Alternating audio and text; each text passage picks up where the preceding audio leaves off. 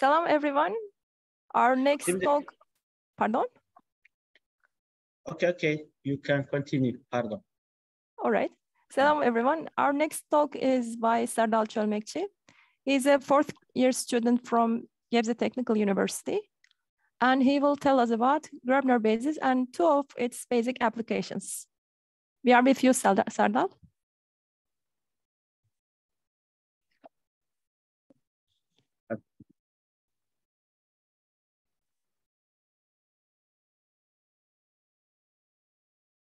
Okay, thank you. Today I'm going to talk about the topic Gröbner Bases.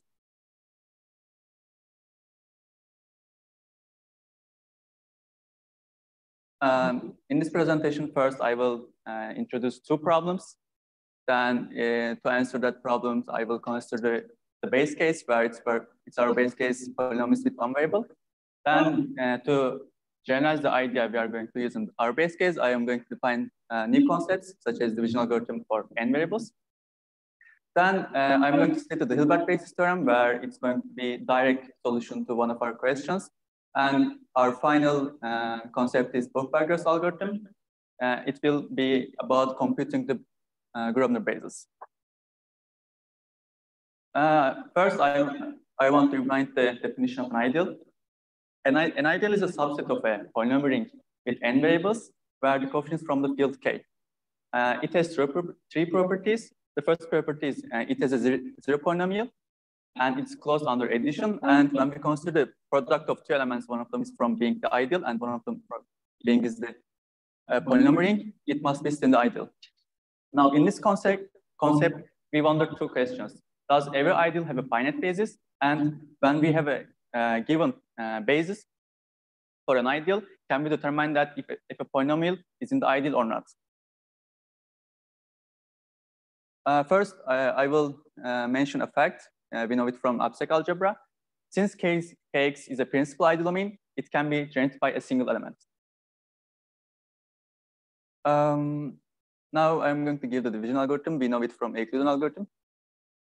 When we are given two polynomials f and g, we can write f in this form.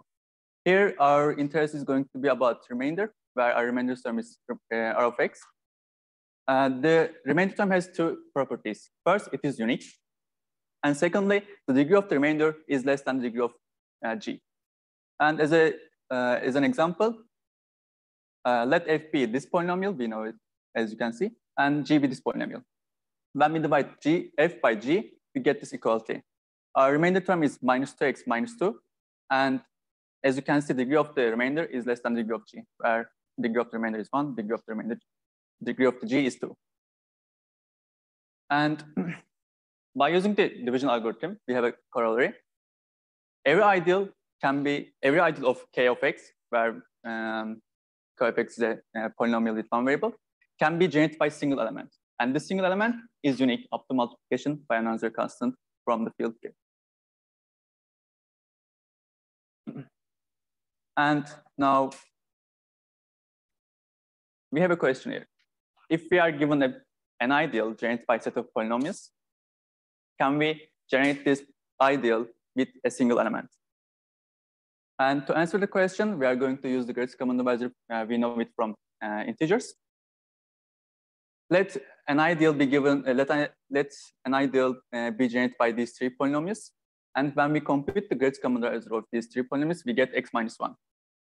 And now, when we are given a polynomial f, like in this form, if we want to determine if f is in the ideal or not, we use division algorithm. When we use division algorithm on f, when dividing by x minus 1, where it's our single generator of an ideal, we get this equality. Pay attention that our remainder is 1, which is non-zero. Then this single generator cannot generate f. So our conclusion we have here, if our remainder is 0, we can generate the polynomial. So polynomial is in the ideal. If it is non-zero, then we can't generate it. So our polynomial is not in the ideal. Now, until here, we answered the questions for one variable case. Now, we will move to n variable case. And to do that, we will define some new concepts. Okay, now, we first need a monomial ordering. So why do we need this? when one does a division algorithm on one variable, we always first try to delete the leading term of the polynomials. But in n variables, how are we going to decide this? For example, if we are given two monomials, let's say x to the x squared times y and xy squared, how are we going to say that which one is bigger, which one is greater? And to answer that question, we have monomial orderings.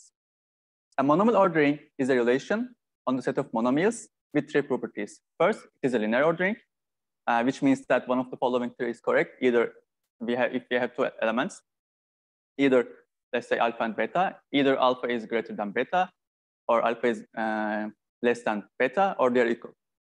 And when we have two elements with the property alpha is greater than beta, and if we consider the third element as gamma, then alpha plus gamma is still greater than beta plus gamma. And as the last property, we have this relation as a well ordering, which means that when we take a subset of our set Zn, this set has a minimum element, which means that there exists an element which is less than all the others with respect to the order we have. And as an illustration of ordering monomials, I have an example.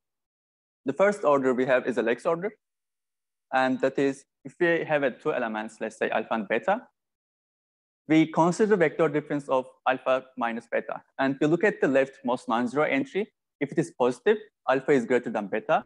If it is negative, alpha is less than beta. If there is no leftmost non-zero entry, if all the entries are zero, then they are equal. And as an example of Lex order, let's say we consider the Lex order with order x is greater than y greater than z. Let alpha be the vector 7, 3, 5, and let beta be 6, 8, 9. When we look at the vector difference, as you can see, the leftmost non-zero entry is 1, so alpha is greater than beta in Lex order. Here I'm going to give two terminology we will be using later. Let f be this polynomial, and we use Lex ordering order to monomials. Now, the leading monomial of f is the monomial where the degree of the monomial is the greatest compared to others. And the leading term of f is we take the leading monomial and the coefficient of it together. As you can see, the leading monomial of f is x squared y, and the leading term is we just add 2 to leading monomial. Now I'm going to state the division algorithm on n variables. Here we have a similar equality. This time here we are dividing f by the set of polynomials from f1 to fs. Again, we have a remainder term, but this time our remainder term has a different properties. The property it has is the term of any term of the remainder is not divisible by any of the leading term of the fi's. And this time our remainder is not unique. And to illustrate it, I have an example. Let f be this polynomial, and f1 and f2 be these polynomials, as you can see. And we use Lex ordering to order the monomials. When we divide f by f1 and f2 in the order f1 is greater than f2, we get the remainder minus 3x minus 1. And if we divide f by f2 and f1, we get the remainder x to the 2 plus 1. And there's a problem we have. The idea we use in one variable case is not working here because, for example, if let's say if we have an ideal generated by the polynomials f1 till fs, if we want to determine that if f is in the ideal or not, if the remainder is 0, then there is no problem. We can say that f can be generated by these polynomials. But if the remainder is not 0, we can't say that because maybe if we change the order, there might be 0 remainder. And to solve that problem, we will look for some specific bases that even when we change the order of the polynomials, the remainder is unique. And that specific basis is going to be called Gröbner Bases later. We will get there. Now I'm going to define some ideal types. We are going to go step by step to our solution. A monomial ideal is basically an ideal generated by monomials. We have a set with monomials, and we use that set to generate the ideal. And elements are in this form where sum x to the alpha is our monomials, and h sub alpha is our can be thought as our coefficients. And the beauty of these monomial ideals, they have a finite basis. With this, we can say that we solved our question. The question, does every ideal have a finite basis? We are answering the question just for monomial ideals. Now, the next ideal I'm going to introduce is a leading term ideal. Okay. Now, in ideal, we have polynomials. And when we fix a monomial ordering, every polynomial has a leading term. Collect those leading terms and generate, make a set, let's say leading term I. And use that set to generate an ideal. And that ideal is called the ideal generated by the elements of leading term I. And the property of these ideals, since they are a monomial ideal, then they have a finite generating set. Now, we say that every monomial ideal has a finite basis. Then we say that leading term ideal has a finite basis. And we want to say that every ideal has a finite basis. This theorem is an immediate solution of a leading term ideals and using a division algorithm. If I have time, I will come back to that. Now, I'm going to define a Gröbner basis. What is a Gröbner basis? Okay, we have a finite subset G, and this set is called Gröbner basis if this property is satisfied. Okay, what does this mean? This means that leading term of any polynomial in I is divisible by sum of the leading term of GIs here. If this property is satisfied, then our remainder is unique when we use a division algorithm on F dividing by this set. And by using Gröbner basis, we can answer the problem we have asked in the beginning. If we are given a polynomial, the ideal generated by the set of polynomials, and if we use a Gröbner basis, we can answer this question by using this basis. Now I'm going to define as polynomial. What does this mean? This feels like it's coming out from nowhere, but it will be useful in the next slides where we will give new concepts. We define as polynomial of f and g in this format. Okay, I will illustrate it in an example. The idea of the S polynomials is that when we are given a two polynomial, let's say f and g, our goal is to delete the leading terms of f and g and produce a new polynomial. And to do that, we use this equality. Let's see. If we are given a polynomial f and g in this form with Lex order, we can calculate the least common multiple of leading monomial of f and leading monomial of g as x to the power of 4 and y square. Then if we calculate the S polynomial, we get this polynomial. As you can see, the leading term of f and the leading term of g is not here. So the S polynomial is just basically deleting the leading term of the polynomials we have. And now how do we use this? Okay, Buchberger's criterion states that if we have a set of polynomials, then it decides if this set is a Gröbner basis or not.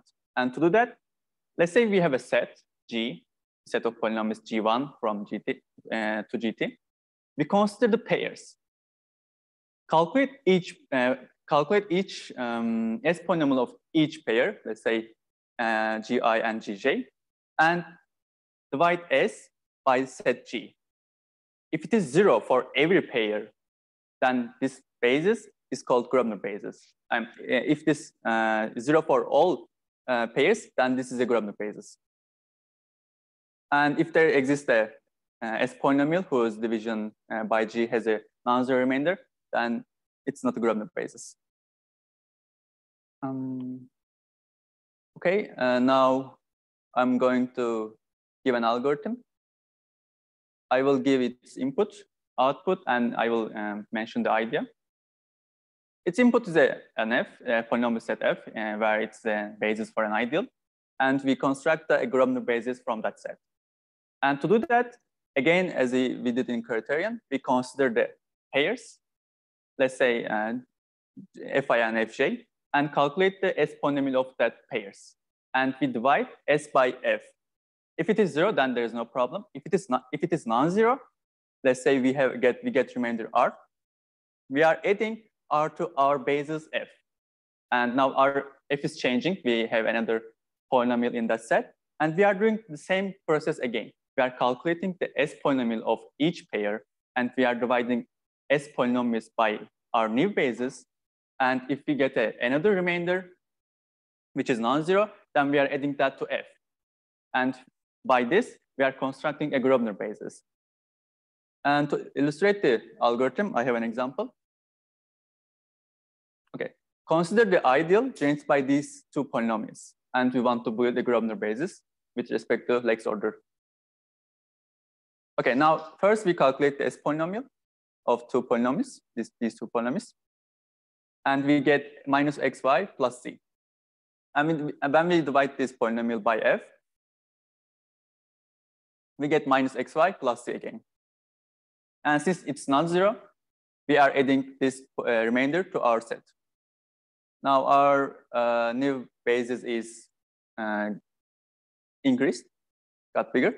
Now again, we doing the same process again. We compute the S polynomial of two polynomials, x squared minus y and minus xy plus c, and we get this remainder, this S polynomial, xz minus y squared.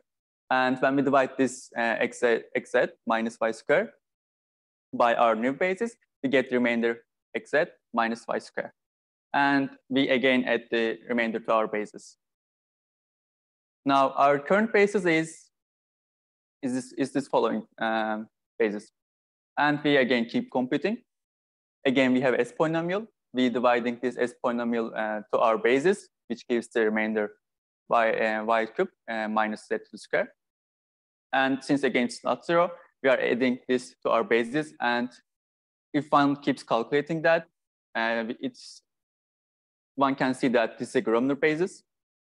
So our final basis is this following. The ideal generated by these polynomials can be used to determine that if there exists a polynomial, and if we want to determine that if it's in the ideal generated by these three polynomials, we can use a division algorithm. If the remainder is zero, then we can say that it's in the ideal. If it's not zero, it's not in the ideal. Okay, I'm done here. How much time do I leave for the proof? Okay, let's come back. Okay, this term. The proof is very easy if we know this fact and the division algorithm. I'm going to just show the one part of the proof. It's very easy. It's just coming from the contradiction. We want to say that, okay, we want to show that every ideal has a finite generating set. Okay, we know that the leading term I exists. And we know that there exists an ideal generated by these leading term i's. And this has a finite generating set.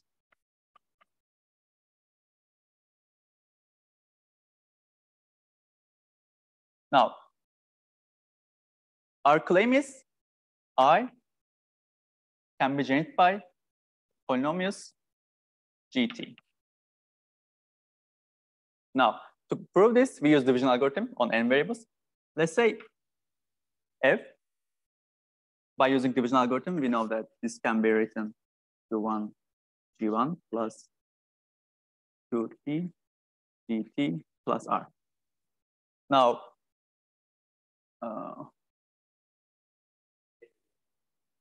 okay. Now we want to show that our remainder is zero. If it is zero, then it's in the ideal. Now our claim is remainder is zero. So to do that, I'm going to write here. Okay, suppose that our remainder is not zero, then R equals F minus Q1 GT, QT, GT. Okay, since F and these three, each term is in the ideal, we know that. Again, then R is in the ideal. And since R is in the ideal, the leading term of R is in the leading term, the ideal generated by leading term of I, right? Now, remember this property. The remainder, since the remainder is in this term, the leading term of R is divisible by sum of the GIs. But this is a contradiction from division algorithm because it's not going back. Okay, never mind. Since the leading term of remainder is divisible by any of the GIs, this is a contradiction with division algorithm on variables. So we suppose that R is non-zero, but we got a contradiction, so R is 0. And we said that a polynomial f can be changed by this basis. So it has a finite rating set. And with this, our proof is somehow complete. There are some details, but I'm not going to do them. And I'm done with this. Thank you.